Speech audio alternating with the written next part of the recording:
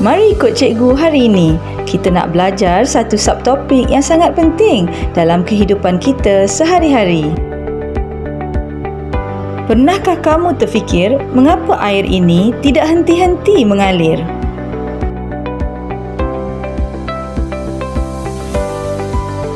Adakah air yang kita minum sama dengan air yang diminum oleh nenek moyang kita? Kamu harus tahu, air telah ada di bumi kita ini sejak hampir 5 bilion tahun yang lalu. Wow, hebat kan? Air yang kamu minum sekarang mungkin adalah air yang sama diminum oleh seekor dinosaur 650 juta tahun yang lalu. Mari cikgu terangkan tentang fakta ini. Sebenarnya, 71% daripada permukaan bumi adalah air, manakala selebihnya adalah daratan. Namun begitu, daripada keseluruhan air tersebut, hanya 3.5% adalah air tawar seperti air sungai, tasik, air terjun dan air bawah tanah. Manakala selebihnya iaitu sebanyak 96.5% adalah air laut atau air masin. Jadi bagaimana air boleh kekal di bumi kita sehingga berbilion tahun lamanya? Cuba kamu fikirkan. Untuk menjawab persoalan itu, hari ini kita akan belajar tentang kitaran air semula jadi. Dah bersedia? Jom cikgu mulakan. Kitaran ini bermula dengan tenaga haba yang dibekalkan daripada matahari. Proses penyejatan berlaku dan air tersejat dari permukaan bumi seperti tanah, lautan, sungai dan tasik akibat menerima haba daripada matahari.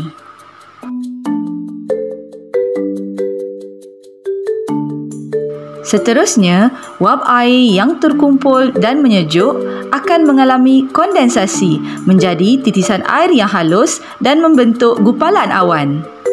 Ketika ini, kamu akan lihat awan tersebut berwarna putih. Awan kemudiannya akan naik lebih tinggi di langit. Udara yang lebih sejuk menyebabkan titisan air bergabung menjadi lebih besar dan berat. Ketika ini, kamu akan lihat awan tersebut berubah menjadi lebih gelap. Titisan air yang banyak dan berat ini tidak mampu kekal sebagai awan. Ia akan turun semula ke bumi sebagai hujan.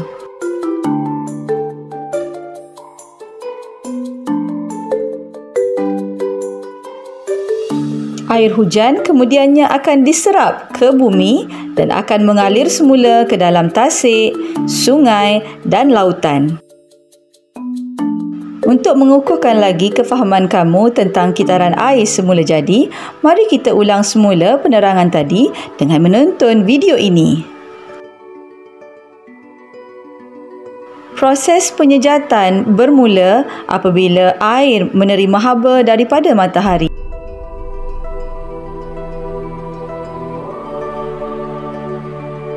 Wap air ini akan mengalami proses kondensasi dan bertukar menjadi titisan-titisan halus yang membentuk gumpalan awan. Apabila awan naik lebih tinggi, ia akan menjadi besar dan berat akibat titisan-titisan halus air tadi bergabung menjadi lebih besar. Jumlah air yang terlalu berat tidak mampu kekal sebagai awan. Akhirnya, air kembali ke permukaan bumi sebagai hujan. Air hujan yang turun akan mengalir semula ke sungai, tasik dan lautan. Proses ini akan sentiasa berulang. Daripada penerangan tadi, cikgu harap kamu dapat mengenal pasti bahawa terdapat dua perubahan jirim yang berlaku semasa kitar air semula jadi, iaitu penyejatan dan kondensasi.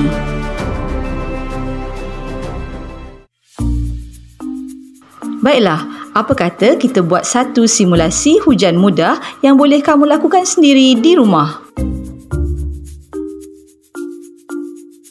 Pertama, masukkan air panas di dalam cawan atau gelas.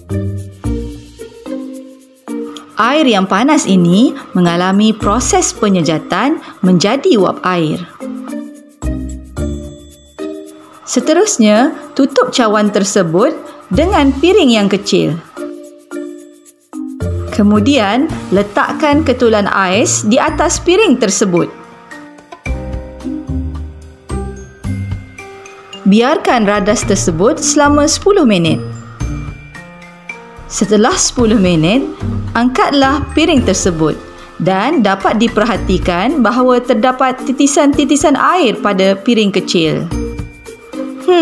Apa yang berlaku? Baik, mari cikgu terangkan. Wap air yang panas terkondensasi menjadi titisan air di permukaan piring kerana suhu piring sejuk akibat kehadiran ais. Apabila titisan air ini semakin banyak terkumpul di piring, ia akan jatuh ke bawah. Keadaan ini menyerupai hujan yang turun apabila terlalu banyak titisan air yang berkumpul. Maka, apakah kepentingan kitaran air semula jadi? Proses ini membolehkan kita mendapat bekalan air yang bersih untuk kegunaan seharian.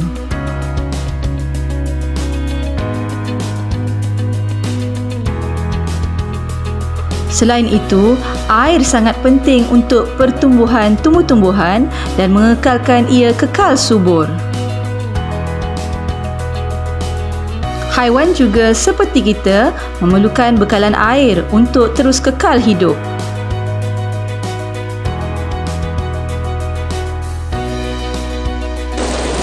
Air hujan juga sangat penting untuk menyejukkan dan menstabilkan suhu bumi.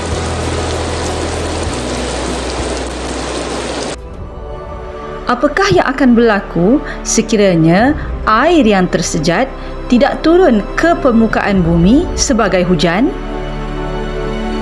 Kemarau akan terjadi sekiranya sesuatu kawasan tidak menerima hujan atau menerima taburan hujan yang terlalu sedikit. Selain itu, haiwan dan tumbuhan akan mati akibat kekurangan air.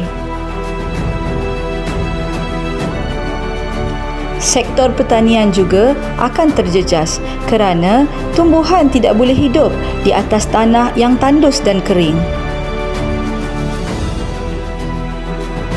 Oleh itu, kamu harus sentiasa bersyukur dan menghargai air yang telah dikurniakan oleh Tuhan.